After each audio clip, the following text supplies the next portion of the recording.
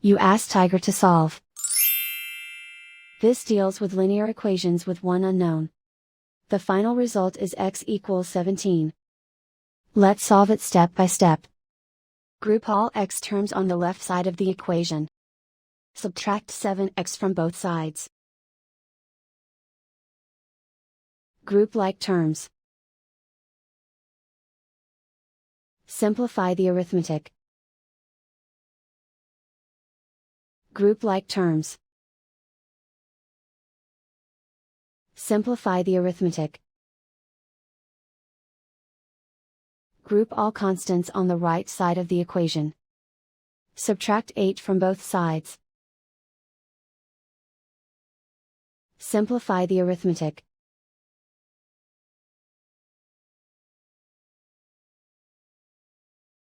Isolate the x. Divide both sides by 2.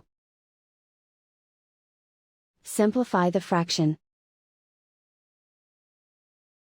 Find the greatest common factor of the numerator and denominator. Factor out and cancel the greatest common factor. And so the final result is x equals 17.